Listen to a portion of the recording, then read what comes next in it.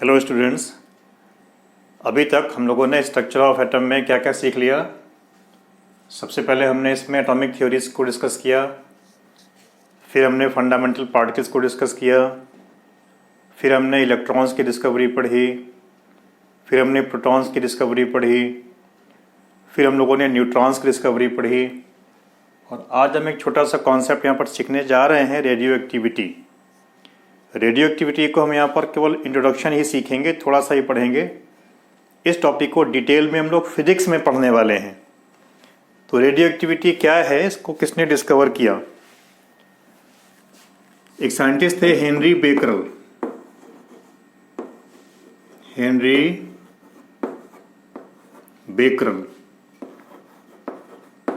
Henry Becquerel नाम के scientist ने रेडियो एक्टिविटी को डिस्कवर किया।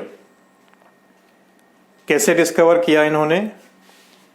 एक बार ये किसी यूरेनियम के सॉल्ट पर कुछ काम कर रहे थे। इन्होंने क्या किया, इस यूरेनियम के सॉल्ट को काम खत्म करने के बाद ब्लैक पेपर में रैप किया और रैप करके अपनी टेबल की ड्रॉअर में रख दिया। जिस टेबल की ड्रॉअर में रखा, उसी ड्रॉअर में कुछ फोटोग्राफिक प्लेट्स भी रखी हुई थी। कुछ समय के बाद इनको उन फोटोग्राफिक प्लेट्स की ज़रूरत हुई। इन्होंने निकाला और देखा कि फोटोग्राफिक प्लेट्स पर कुछ ब्लैक कलर के स्पॉट्स आ गए हैं। इन्होंने इस पर इन्वेस्टिगेट किया तो इन्वेस्टिगेशन में इनको ये मालूम पड़ा कि यूरेनियम का जो सॉल्ट ब्लैक पेपर में रैप करके इन्होंने टेबल की ड्रॉअर में रखा था, उससे कुछ रेडिएशंस अपने आप इटसेल्फ निकले हैं, स्पॉन्टेनियस एमिशन हुआ है। और इन्हीं रेडिएशंस ने क्या किया है, इन फोटोग्राफिक प्लेट को ब्लैक कर दिया है, ख़राब कर दिया है। तो इस तरह से हेनरी बेकरल ने रेडियो एक्टिविटी की डिस्कवरी की। तो अगर हम डिफाइन करना चाहें तो इसको कैसे डिफाइन करें? The phenomenon of spontaneous emission of radiations. The phenomenon of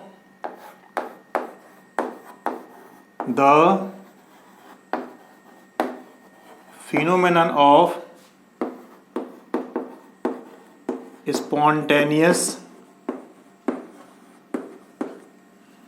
emission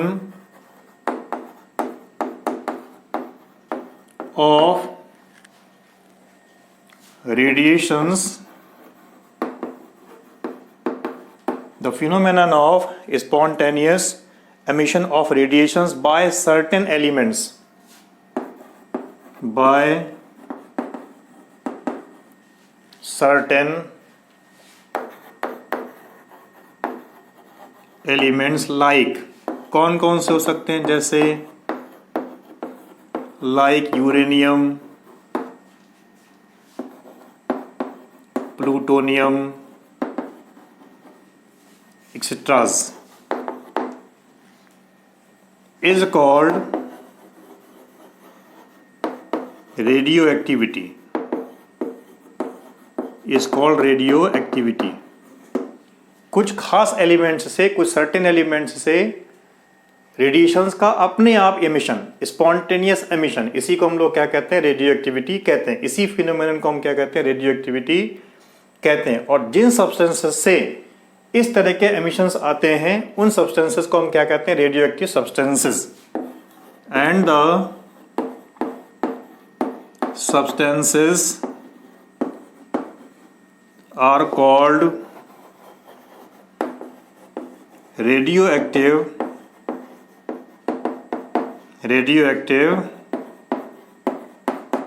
substances. और जो एमिशंस निकल रहे हैं, जो रेस निकल रहे हैं, इन रेस को हम क्या कहते हैं? Radioactive rays. And the rays और एमिशंस आर कॉल्ड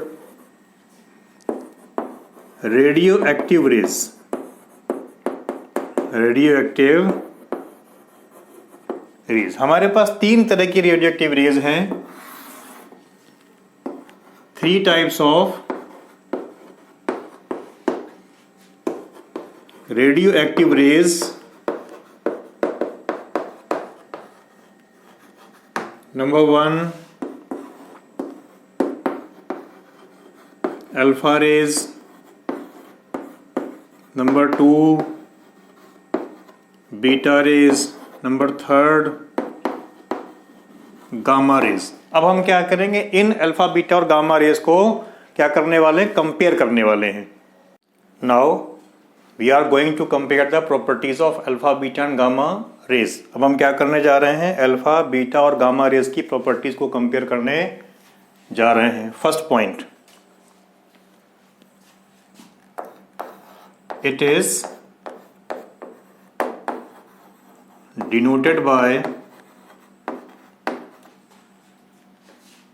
2α4 और 2He4। हम अल्फा रेस को 2α4 या 2He4 से डिनोट करते हैं। बीटा के केस में इट इज denoted by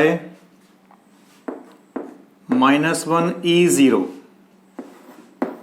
और -1 बीटा 0। गामा के लिए it is denoted by 0 gamma 0। हम लोगों ने पहले डिस्कस किया हुआ है कि जब भी हम कोई पार्टिकल राइट करेंगे तो जो भी नंबर नीचे लिखा है वो इसका क्या है, चार्ज है, और जो भी नंबर ऊपर लिखा है वो इसका क्या है, मास है।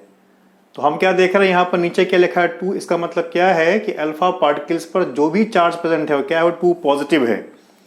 और यहाँ पर जो चार्ज प्रेजेंट है वो क्या है, -1 है, यूनिट नेगेटिव चार्ज प्रेजेंट है, और इस पर कोई चार्ज नहीं, क्योंकि यहाँ पर नीचे 0 लिखा हुआ है। और जो अल्फा रेज है ये पॉजिटिवली चार्ज अल्फा पार्टिकल से मिलकर के बनी है। Second point, alpha rays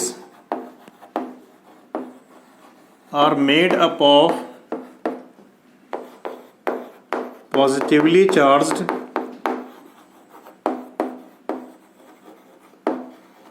alpha particles। alpha particles charge कितना है इस पर, 2 positive, carries 2 unit positive charge. और मास कितना यूनिट है बेटे, 4 यूनिट मास है, and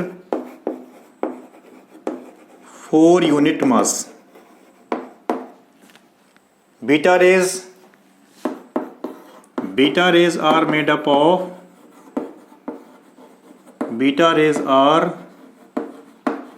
up of negatively charged beta particles, और इन बीटा पार्टिकल्स को हम इलेक्ट्रॉन भी कहते हैं। These beta particles are also called electron. Charge कितना है यहाँ पर, -1, मतलब यूनिट नेगेटिव चार्ज है, कैरीज 1 यूनिट नेगेटिव चार्ज। मास कितना है इसका, 0, नेग्लिजिबल। हम यहां पर क्या देख रहे हैं, ये इलेक्ट्रिकली न्यूट्रल इलेक्ट्रोमैग्नेटिक रेडिएशन है। तो इसका सेकंड पॉइंट क्या आएगा, These are electrically neutral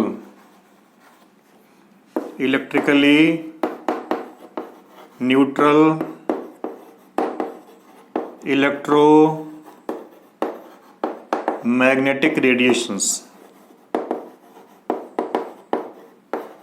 and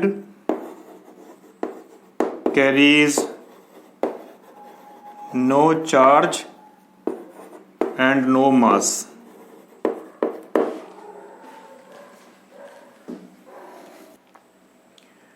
ये जो रेडियो एक्टिव रेज हैं ये मेटल की प्लेट से होकर के इनके आर पार निकल जाती हैं। मतलब क्या हुआ कि इनके पास पेनिट्रेटिंग पावर है।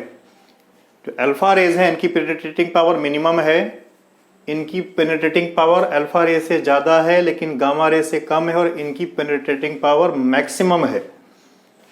तो अल्फा रेज में क्या लिखेंगे, it's penetrating power its penetrating power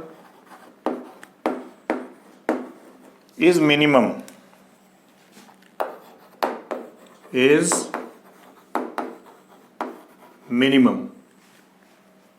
beta raise की पेनिट्रेटिंग पावर अल्फा रेज से ज्यादा है लेकिन गामा से कम है। It's penetrating power is more than alpha rays but less than gamma rays। Gamma में इनकी पेनिट्रेटिंग पावर मैक्सिमम है। इट्स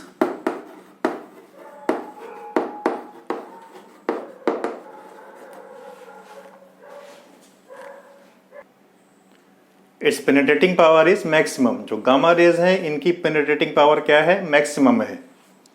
फोर्थ प्रॉपर्टी, जो हमारी ये रेज हैं इनके अंदर गैसेस को आयोनाइज करने की टेंडेंसी है। गैसेस को आयोनाइज कर देती हैं, गैस के एटम्स को आयंस में कन्वर्ट कर देती हैं।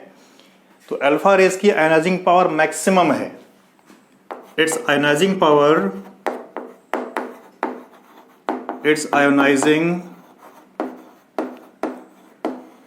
Power is maximum.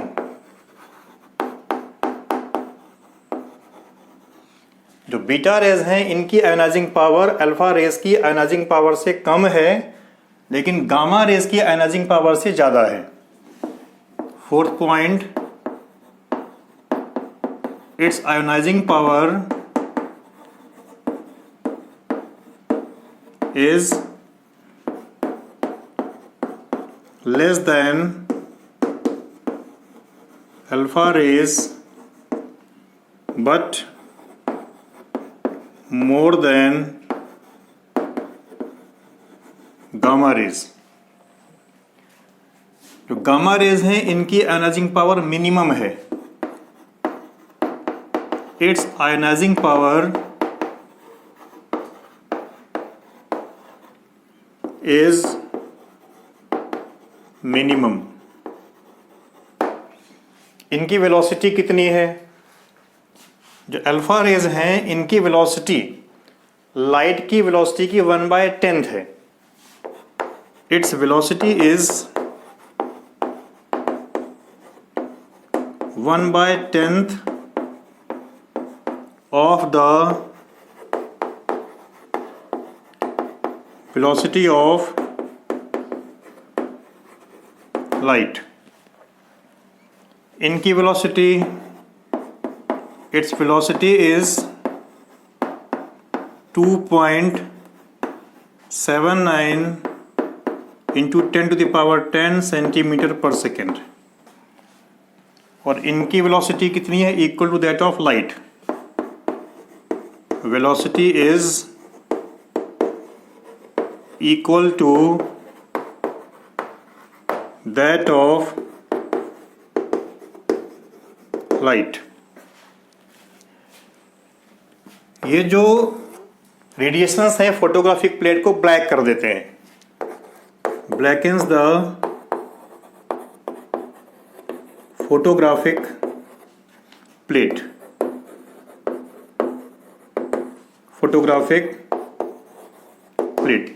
ये भी ब्लैक कर देते हैं। Also blackens the photographic plate.